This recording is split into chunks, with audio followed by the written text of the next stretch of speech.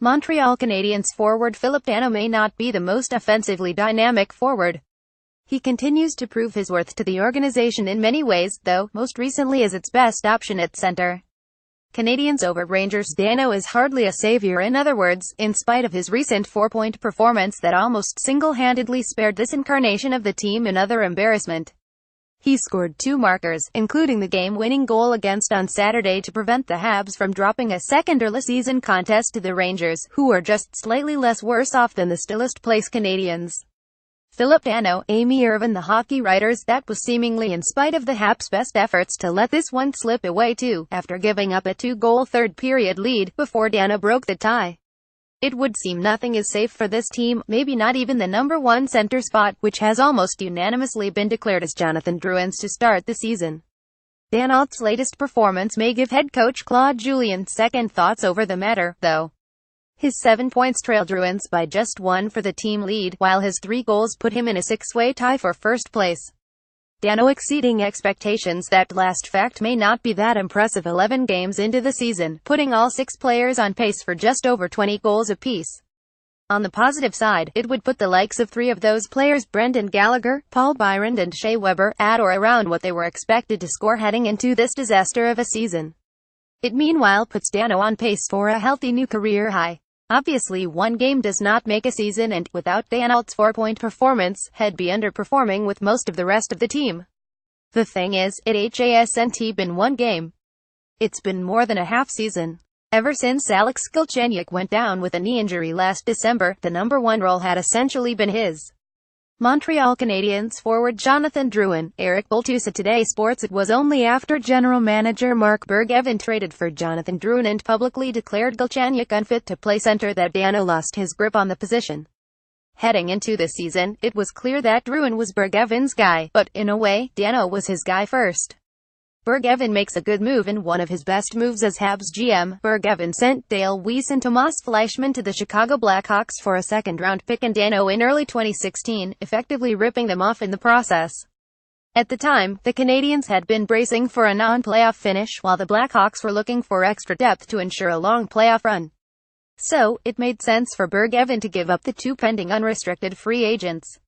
It may have even made sense for the Blackhawks to give up a player who had just 1 goal in 31 NHL games up to that point, in Danault.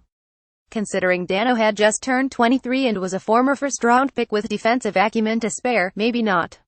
The extra pick made the trade even more of a disaster. Weiss ended up underperforming the rest of the regular season, while each only ended up dressing for only 4 of the Blackhawks' 7 playoff games in a disappointing first-round defeat to the St. Louis Blues. Fleischmann, who Bergevin acquired for nothing, signing him after a successful professional tryout agreement, is no longer in the league.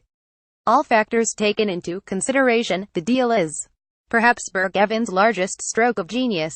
It would honestly be for almost any GM. The Drouin trade revisited. On paper, the Drouin acquisition wasn't a bad move either. That's despite the player going the other way, Mikhail Sergachev, absolutely tearing it up in the early going with the Tampa Bay Lightning. In retrospect and foresight, giving up another puck-moving defenseman was maybe not the wisest decision on his part. Jonathan Drouin, Amy Irvin. The hockey writers in Bergevin's defense, most GMs would absolutely jump at the opportunity to acquire a 22-year-old third overall pick coming off a 53-point season for a 19-year-old defensive prospect. What's reprehensible is, in so doing, Bergevin seemingly put Drouin's background as a native Quebecer ahead of his team's most pressing needs.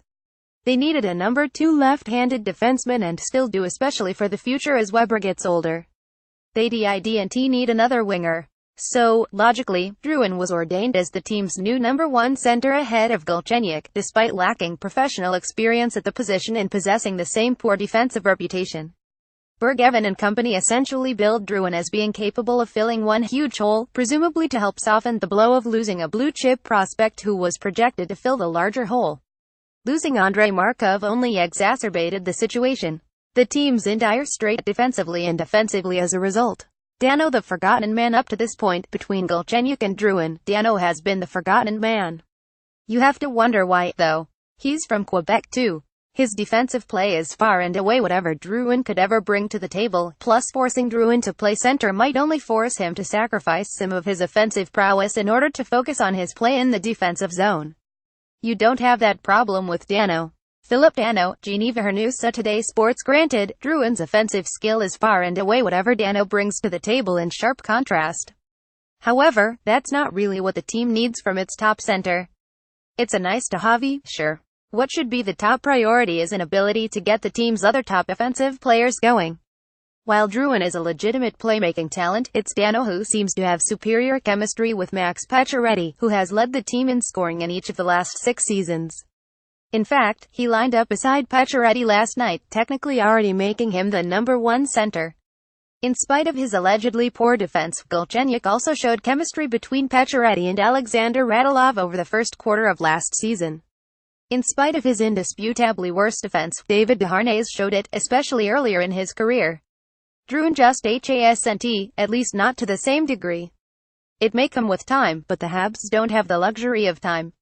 They have to win right now, because, even though it's only November, they may have already lost the season, needing approximately 88 points over the last 71 games, approximately .620 hockey, to reach the presumed playoff cutoff of 95 points. They need to go with what's proven to work. That's Danault. The argument has been that a team with Danault as its number 1 center can't win it all. Hence the need for Bergevin to go out and acquire someone who can better fill the position, for the last 5 friggin' years. If Danault can continue to perform as he did against the Rangers, regardless of the point production, that player may have been under Bergevin's nose all along, though. Danault may be far from the ideal, but he may be the best the Habs have got. They should take what they can get at this point. It's not about winning it all right now. It's about winning, period.